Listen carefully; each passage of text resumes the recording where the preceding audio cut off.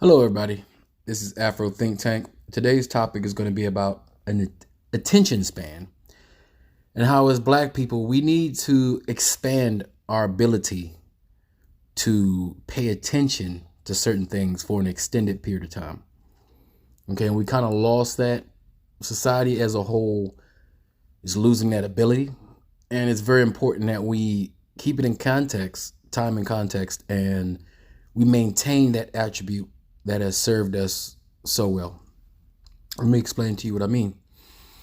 Attention span, something that we used to use so that we could become experts or so that we can become knowledgeable in certain subjects and areas of life.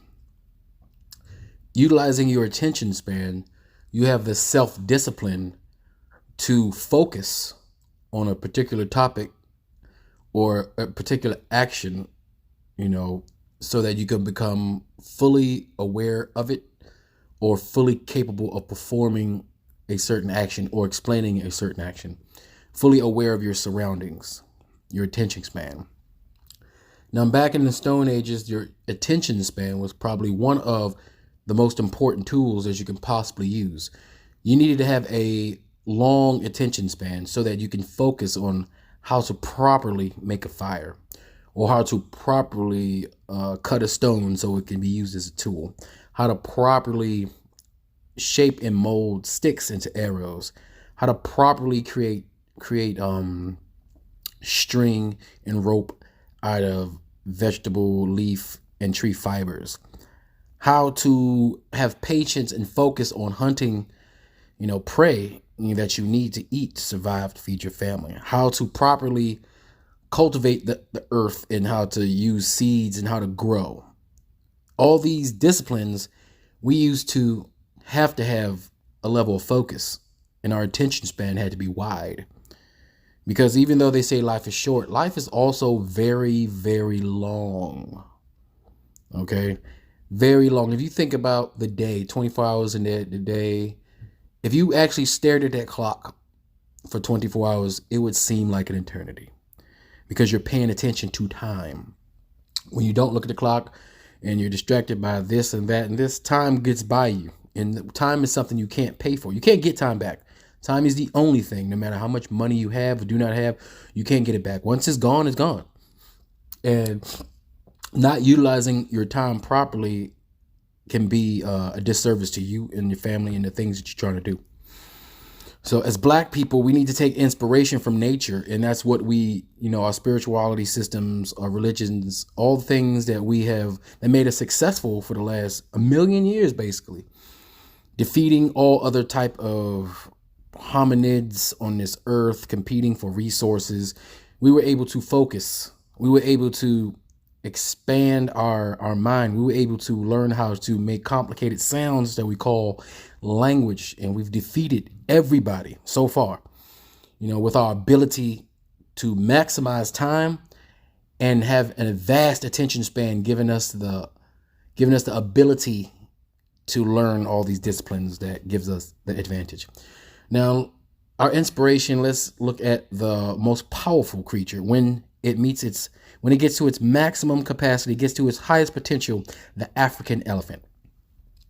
When the African elephant reaches adulthood, if it makes it to adulthood, whether it be a male or a female, other than humans and their unnatural guns and weapons and traps, there is no creature on this planet that is powerful enough or skilled enough to take down even one elephant. The only thing that comes close is maybe a lion pride, and it would take a desperate lion pride, a very large lion pride to even attempt to take down an elephant. Even at that point, unless they're starving, they're not even going to try. The elephant is the apex herbivore on this planet. It's the animal that's the true king of the savannah. It's the true king of nature. The true king, once it reaches its full potential. And they have an attention span that rivals even human beings. You do something to an African elephant when it's a baby, you specifically, it will remember you. Even as you it can be 80 years later. You can show up to this same elephant, and this elephant may be alive.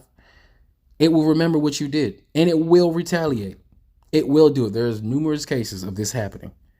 Elephants have attention spans. They have discipline. And because of that, they know where to go. Hundreds of miles they can walk towards water. They know where it is because they take the time and they have the focus and the understanding. Okay?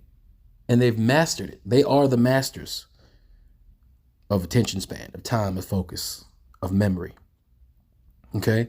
And that attention span that we gathered by observing nature, and emulating nature, caused us to build great structures that to this day cannot be explained. And we're not just talking about Egypt.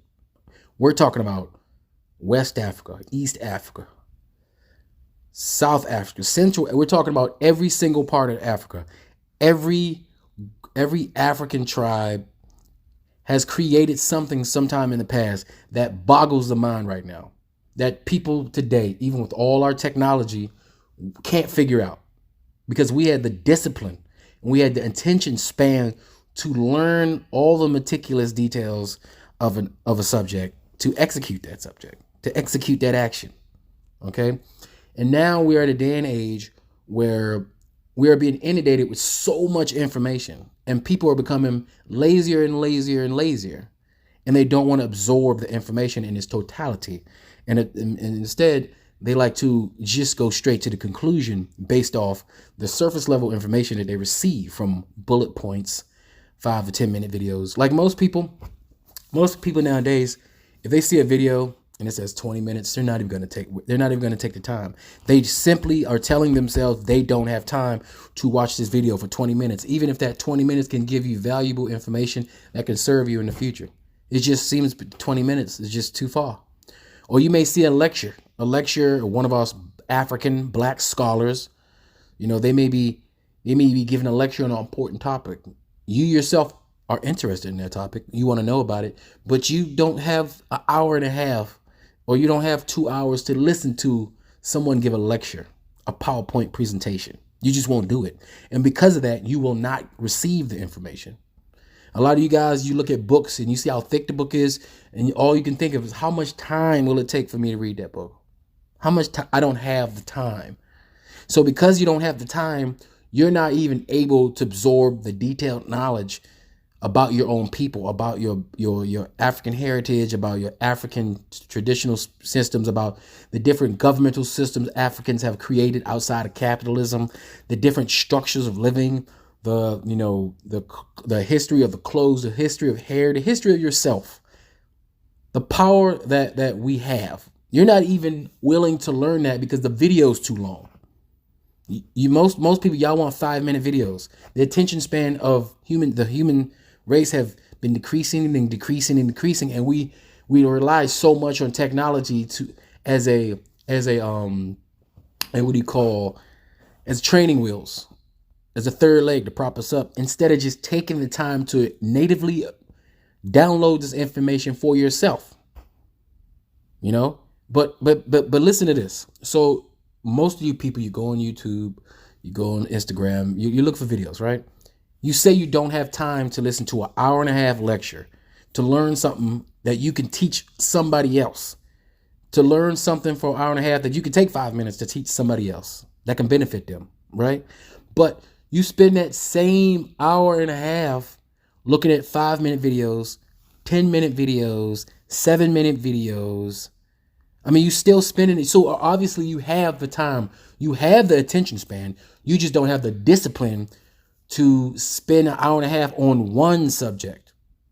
Instead, you spend an hour and a half on 30 subjects, never mastering any of them, never fully understanding any of them.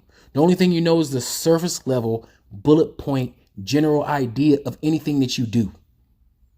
You're trying to be a jack of all trades in your brain, but you're a master of absolutely nothing because you don't have the attention span and the discipline to take the time to actually learn something. There's a difference between, I know that, and actually understanding it. Actually inside your fiber being able to regurgitate it out of your mouth natively like you know what you're talking about. Instead, you hear somebody say something and you repeat it. They said, I heard. But who are they? You never even ask to see where's the source of your information.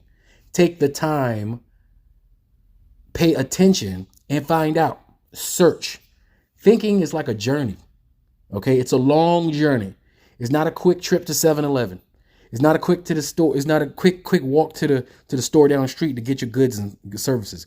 No, this is a long journey. It requires you to walk. It requires you to put wear and tear on your shoes. It requires you to put miles on your car. All right. It requires you to sweat. It requires you to get tired. It requires you to gas back up, to refuel. When you're searching for information or when you're downloading information, it takes actual work. Not that 5 minutes you've seen some video, somebody posted, and now you say you're an expert, but you don't even know what you're talking about. And because of that, a lot of you people who are supposedly waking up now, you got a lot of crust in your eye. You can't actually see anything. You're still in the dark with your eyes open. So you're seeing just as much as you did when your eyes was closed because you don't pay attention and you don't have the time, or you don't make the time to actually learn something, to actually understand the situation and understand why it's happening instead of reacting to it happening. Because when you react, people just react. It's like a domino effect. Somebody hit you, you hit somebody else. You don't even know why that person hit you. You don't know why that person fell upon you. You don't know why that person thinks the way they think. You don't know why that person do what they do. You don't know anything. For example, blindly we point at the Middle East. Oh, terrorists. Oh, jihadists. They're crazy. Oh, the Muslim extremists. Well, guess what?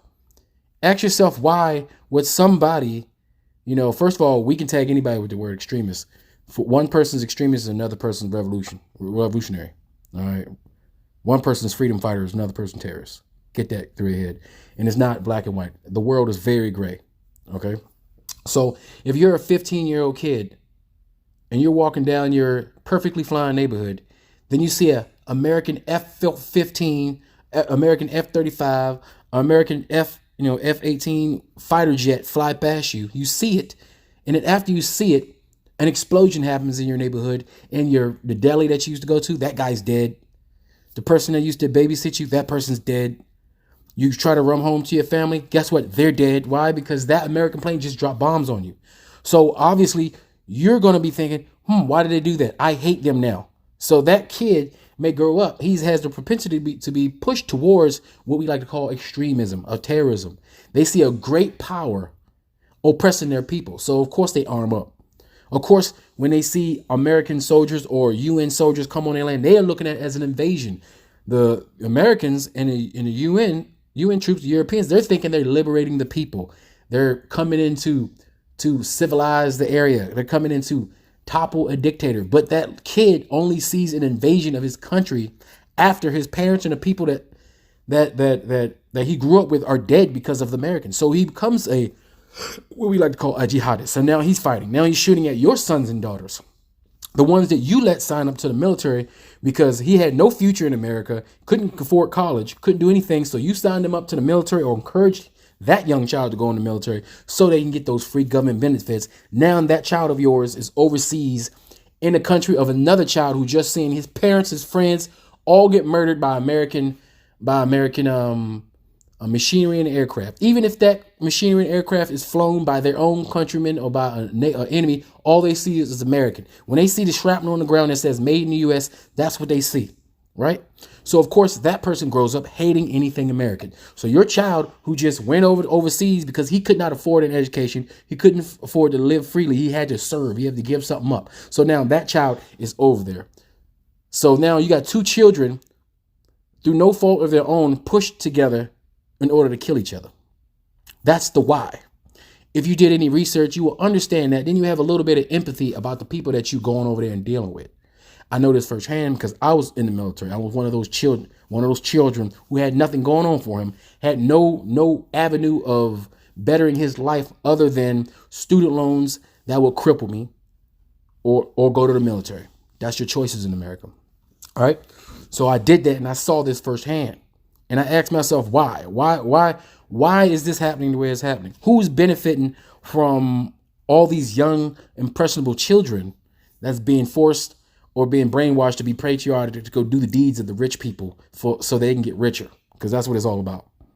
Okay. And as black people, we need to start expanding our attention span and figuring out what's really going on. If we just took the time and did that, we'd be dangerous. We'd be back to being as dangerous as we were back in the day.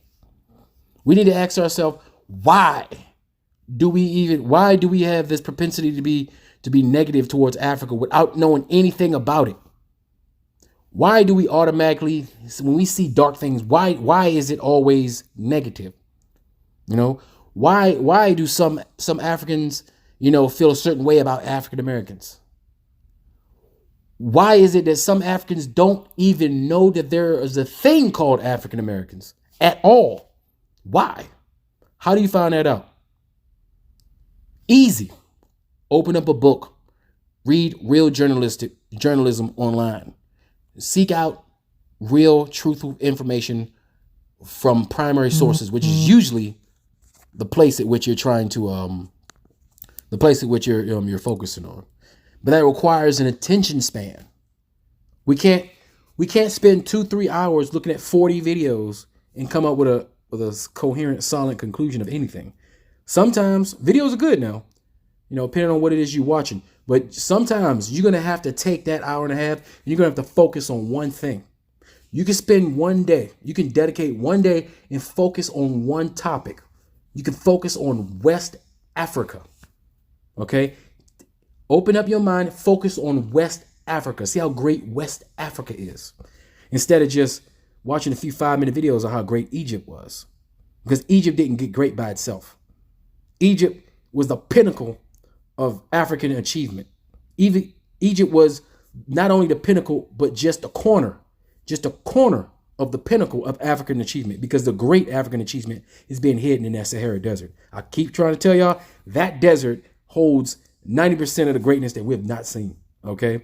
But the desert nature is stronger than we can ever be. So time will reveal that someday. But in the meantime, between time around that area, take the time to research Central Africa. Spend a day and focus on why is it the place is destabilized? Why are the leaders doing the things they're doing against the people? Keep asking why. It will lead you usually to the same place. This really small island called the United Kingdom, or this really tiny country called France, or this really big old corporation called United States of America. Okay?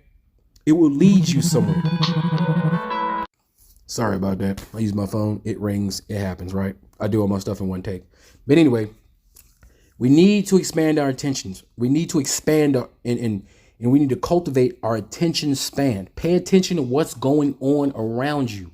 Because if we don't know what's going on around us, we won't be able to effectively do anything about anything that is happening around us. Okay? So in this age of information, we got to be disciplined. We got all this information being thrown at us 24/7, but we're going to have to move some of that stuff out the way, and we're going to have to find time to pay attention. Expand your attention span to certain subjects that's important to you, your family, and your community. And I'm telling you, your mind will become a weapon. The weapon that it used to be back in the day. Okay? The weapon that the whole world knows that we have. We need to activate that weapon. All right? Our brains, our intelligence, our knowledge base on what's going on. That way, once we do that, they can't tell us anything. They can't tell us falsehoods because we know it's a lie. They can't tell us what they want because we're going to have to force them to prove it and back up their information with primary and secondary information. Okay? No longer will we be taken as fools. No longer will we be ignorant and pliable to any information that they want to just throw on their head to programmers. Everybody in the black community, we need to pay attention and expand our attention span. That's all I got to say for now, guys. This is Afro Think Tank. Learn something, teach something. I'm out.